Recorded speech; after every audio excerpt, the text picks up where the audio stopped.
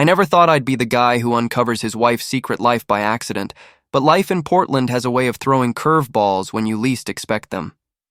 My name's Alex Thompson, and I just wrapped up an early shift at the tech startup downtown, earlier than usual because a server crash gave us all an unexpected break.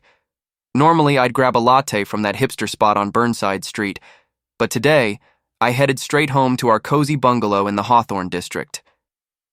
Sarah and I had bought it 5 years ago, back when our love felt like the endless Oregon rain, constant, nourishing, inevitable.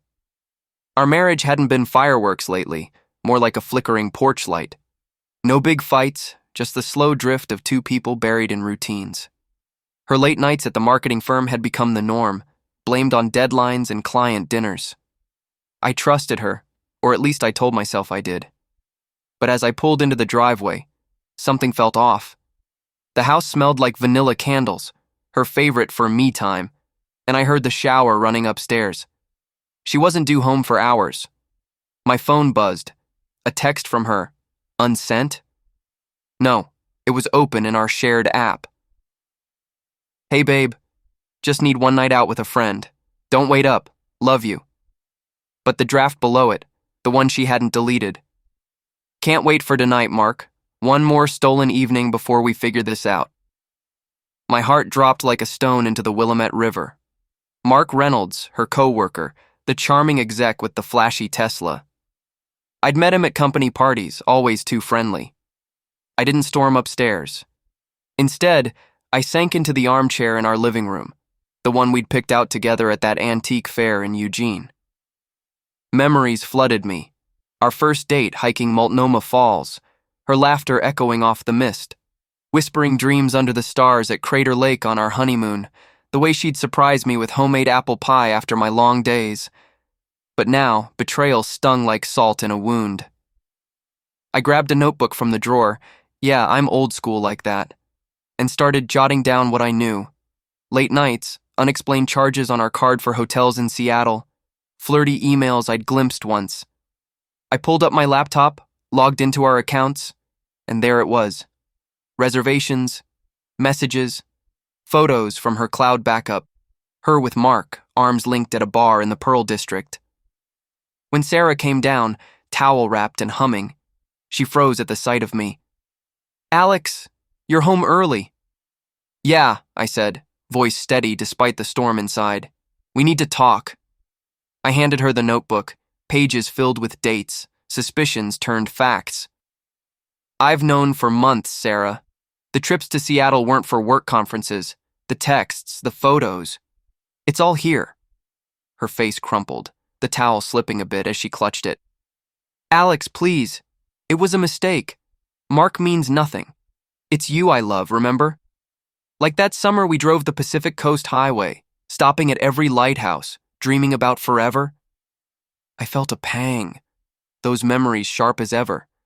We'd been so young, her hand in mine as waves crashed below Highway 101 cliffs. But love isn't just nostalgia, it's trust, and she'd shattered ours. One night, that's what your draft said, but it's been more, hasn't it? She sank onto the couch, tears streaming. I felt lost, Alex. Work stress, us drifting. Mark listened. But I swear, tonight was going to be the last. I want us back. I pulled out 2 envelopes from my jacket, prepared weeks ago just in case. One labeled goodbye with $500 cash, a key to a motel in Beaverton, and divorce papers I'd had a lawyer draft. The other, truth, held a USB drive with everything. Emails like, you make me feel alive again, hotel receipts, even a blurry pic from a bar surveillance cam I'd gotten through a friend. Choose, I said, placing them on the coffee table we'd refinished together last fall. She opened goodbye first, gasping at the papers. Divorce? Alex, no. We can fix this. Then, truth. She plugged the drive into her laptop, eyes widening as files popped up. How? I hired a PI when the doubts got too loud, and I sent copies to your firm's HR, fraternization policy, right? Mark's married too. Panic hit her like a Portland downpour. You'll ruin my career, his too.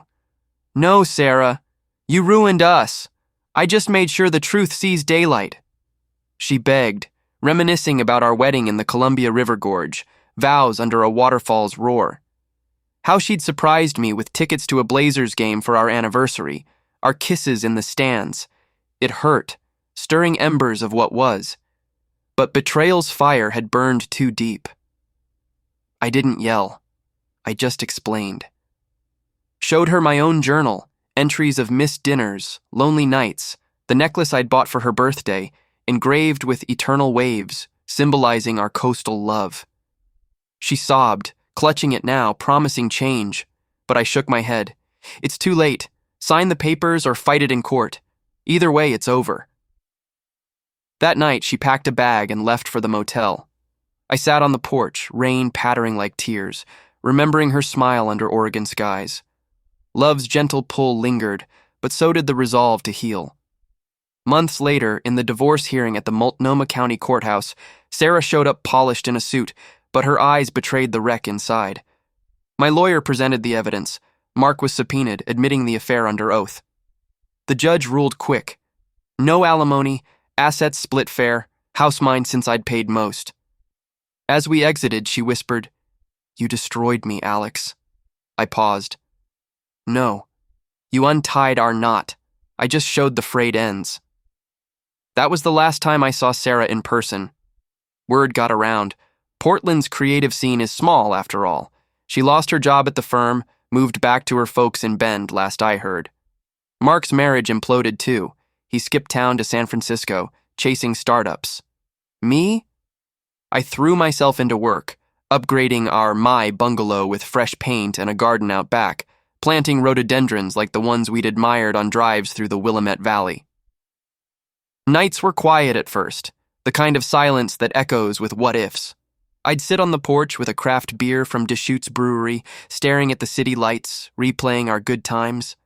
That road trip to Yellowstone, her head on my shoulder as bison wandered past, lazy Sundays at Powell's Books, sharing passages from novels that mirrored our hopes. Love had been real once, soft and steady like the Columbia's flow. But healing crept in. Friends dragged me to a Timbers game, the crowd's roar pulling me out of my shell. That's where I met Lisa, a graphic designer with a laugh like summer rain. She spilled her IPA on my jersey during a goal celebration. Cliché, right? We joked about it, swapped stories over post-game burgers at a food cart pod on Alberta Street. Our first date was simple. Coffee at Stumptown, then a walk along the East Bank Esplanade, bikes whizzing by as the river sparkled. She talked about her dreams of illustrating children's books, her eyes lighting up like the Portland skyline at dusk. I opened up about Sarah, the betrayal, the divorce. Lisa listened, no judgment, just a hand squeeze that said, "You're okay now." Romance bloomed slow, heartfelt. Picnics at Washington Park, her sketching roses while I read aloud from Kerouac, fitting for our American wanderlust souls. One evening, under the St. John's Bridge's arches, I gave her that necklace I'd bought for Sarah, but now it felt right. "Eternal waves," I said. "For new beginnings." She kissed me, tasting of cherry pie from a nearby diner. To us, Alex, fresh starts and forever horizons. Life settled into a rhythm. Weekend hikes in the gorge, her moving in, our laughter filling the house. The envelopes? I burned them in a backyard fire pit, ashes scattering like old regrets. In their place, photos of us, smiling at Crater Lake Redux, her hand in mine. Betrayal had cracked me open, but love mended the pieces, stronger, truer. Portland's rain washed away the pain, leaving room for sunshine. And in Lisa's arms, I found that gentle embrace again. A romance reborn from the ashes, proving hearts can heal and love can return, unexpected as an early spring bloom.